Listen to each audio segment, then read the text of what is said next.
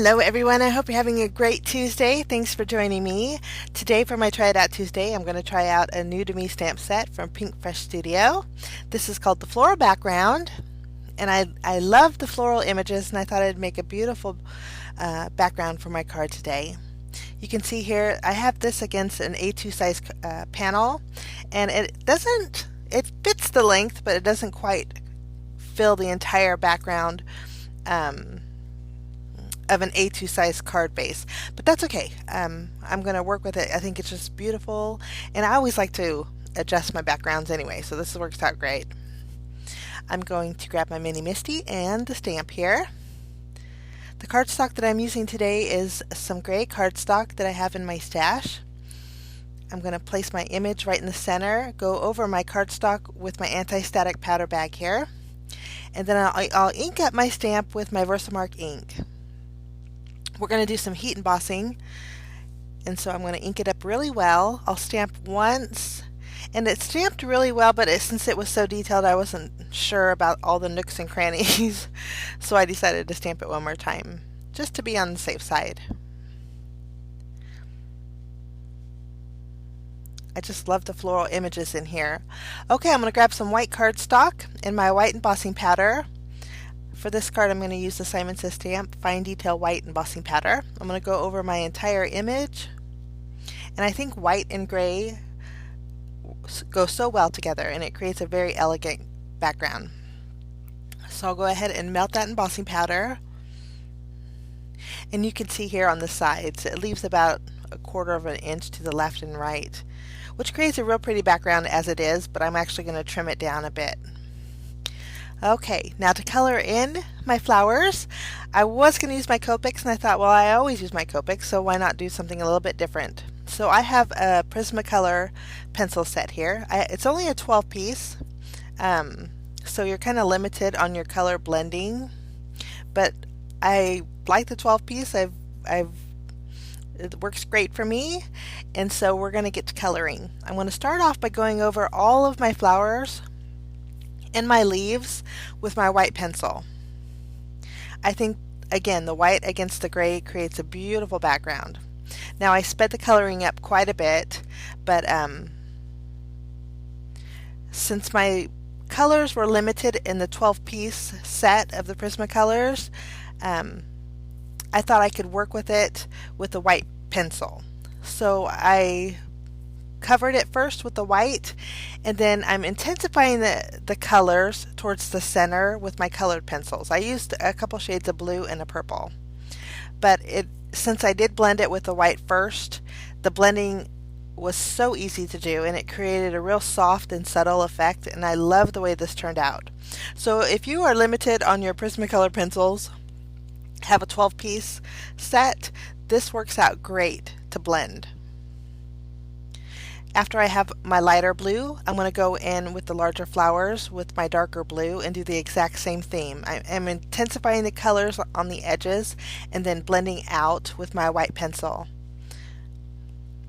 And I just love the effect that this gives. And like I said, once you have your base coat with the white, blending is like butter. It just blends out beautifully. Now I did decide to bring in a third color. This is where I brought in the purple, and I'm just doing the same exact thing. This one here, I actually picked up the wrong pencil. I grabbed the darker blue, and I didn't want that I didn't want that flower to be blue. I wanted it to be purple, so I did an extra layer of shading on that one flower, but it turned out pretty. Now I'm going to go in with my lightest green pencil, and if you guys want to know the pencil colors that I used, you can go over to my blog. I'll leave a list there of the pencils that I used for this background. But I love the way this turned out, and I think the colors are just gorgeous. Okay, now there was little pencil dust on there, and typically you would wipe it away with your hand, but I found that if you use a large paintbrush, it works better because the pencil dust, as I'm calling it, can smear your project. But I trimmed down the edges a little over 1/4 of an inch, and then for my sentiment I grabbed a piece of white cardstock and I'm going to be using this Miss You die. It's an MFT die, and I'll leave links below for everything that I used today, guys. But this die was actually a free with 60, but I'm pretty sure they sell it individually, but I'll leave a link for this. But I actually cut out 3 of them with white cardstock, and I'm going to actually layer all 3 together. This is going to create a chipboard effect, and it's going to give me a little bit of dimension on my panel. Okay, now I also cut out a small strip of white cardstock. We're going to go ahead and adhere that to the right side of our panel. There was a little bit overhanging, so I'm just going to trim it down. Okay, and I cut out a piece of vellum also. I'm going to pop up this panel and place this on my card base. My card base for today's card is the same fog gray cardstock that I'm using for my background panel. I just scored it and created an A2 size card base, which is 4 1/4 by 5 1/2 inches. I'm going to place that all the way to the left. Lovely. Okay, now if I add my sentiment to my floral background, you can see here it's kind of washed out. So you'd be surprised what a piece of vellum does. I'm going to add my sentiment to the vellum. I'm going to trim it down just a bit. But I'll just use my tape runner and adhere that. You could use glue to do this. Tape runner was there on my desk. I think glue may have worked a little bit better. But I just placed my Miss You on my vellum, and I did trim down my vellum so it fit my panel a little bit better. And then I flipped it over and I'm adding some glue behind my sentiment. That way it doesn't show through when I add this to the very bottom of my card base.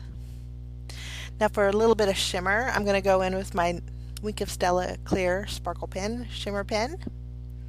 And then I decided to go over my sentiment also to give that a little bit of sparkle. This would make a great congrats card also, I think. Even with pinks, I think it'd be very pretty. Okay, next I'm going to take my glossy accents. I'm just making sure it comes out clear. Sometimes with the metal tips, it turns a yellowish color, so I was making sure it didn't do that. But I'm going to go over my Miss You with glossy accents to give it a little bit of shimmer. Now for bells and whistles, I took some clear droplets in 2 different sizes. These are from Pretty Pink Posh, and I added a few here and there around my sentiment area. And then that finishes off my card today, guys. Very simple and easy, but I wanted the background to be my focal point, and I think it turned out gorgeous. Thanks for joining me. I wish you a fantastic rest of the week, and we will see you again real soon. Bye-bye.